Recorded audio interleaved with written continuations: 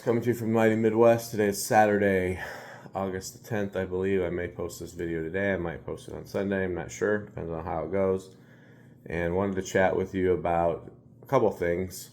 The first one would be the upcoming digital currency that no matter which party is selected, they're going to usher in. So on the right, you have that candidate stating that, big news coming in Bitcoin, be prepared, which is kind of, don't miss out, FOMO, fear of missing out, which is kind of scary in its own right because, is that pump and dumping something? Is that, pumping up, trying to pump up Bitcoin price for something they have going on? And then on the other side, you have K for crypto, so we all know her name, and I'm just trying to not say certain names so my videos don't get maybe banned with, when you say different names in the political realm.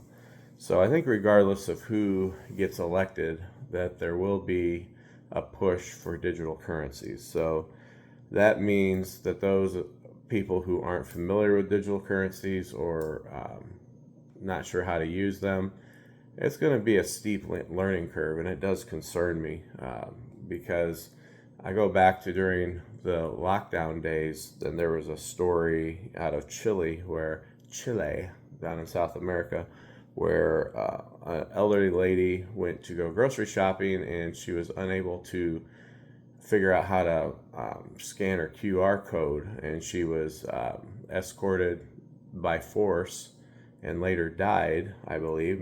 She was badly injured. I guess I can't remember, but she was beaten up pretty badly because she didn't have groceries and she couldn't figure out how to use her QR code.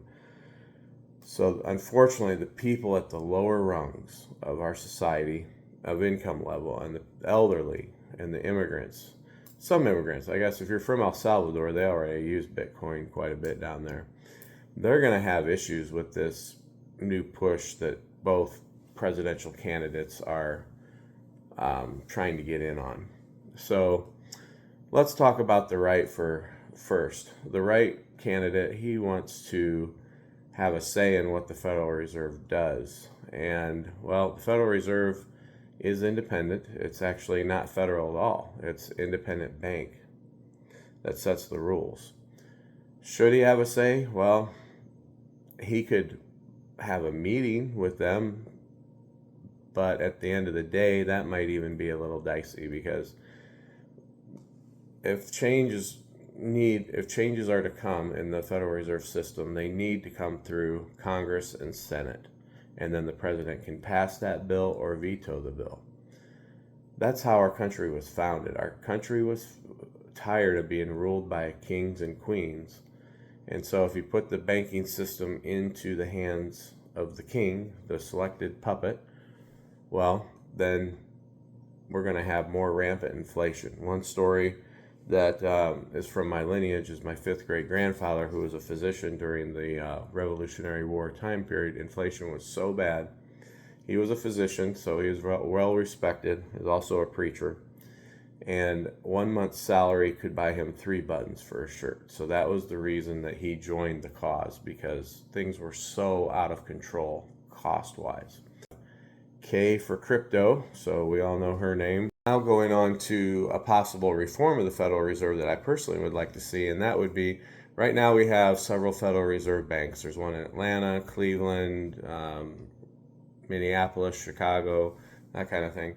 And so they all get together, and it's called the FOMC, or Open Market Committee, and they set the interest rates and the policy at their meetings. So I believe that instead of having a blanket interest rate for the United States, what we should have is we should have each zone of the Federal Reserve set the rate based on the economic conditions in their region. So for example, Chicago handles Illinois, I believe Wisconsin, Iowa, Indiana, maybe Michigan.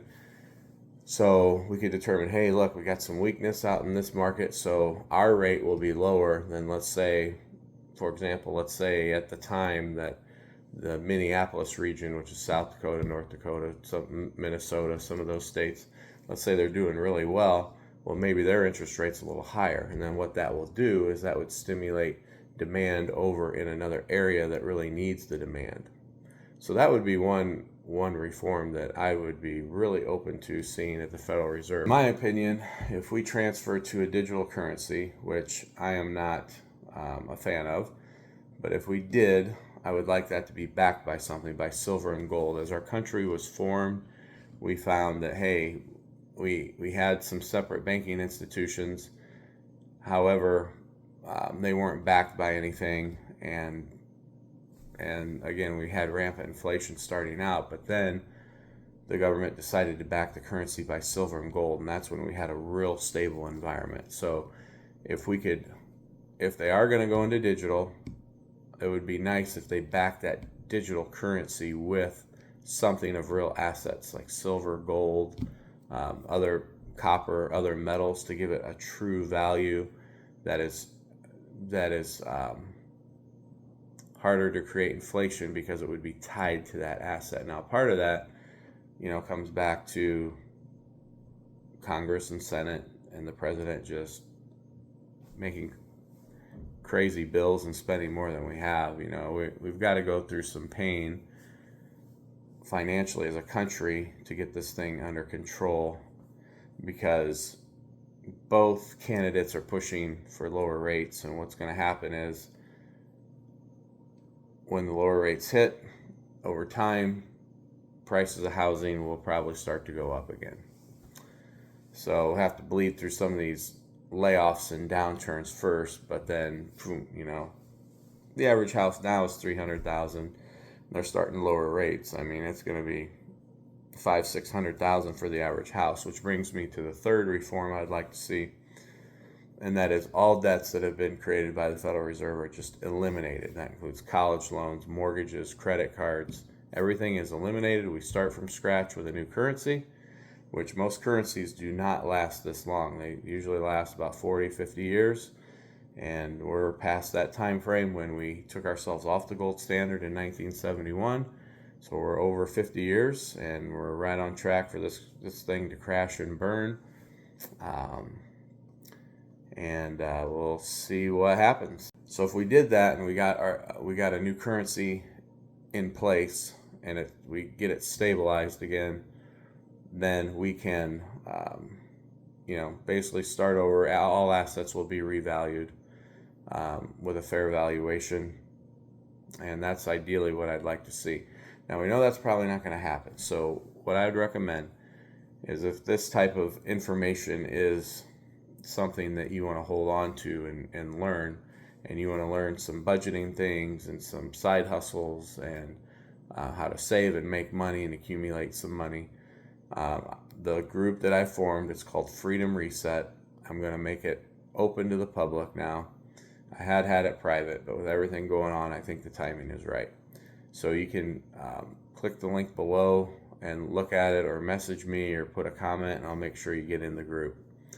The Freedom Reset is my plan, inspired by God, but will it happen? Probably not. So you need to really become your own central bank, so that you have some control of your finances when things do hit the fan in your life, which I have an amazing testimony that I believe that you'll be encouraged to hear. I'm going to wait probably about 1 month before that comes out, a little bit longer, about a month. By the end of September, I'll probably have it out. That's my goal. And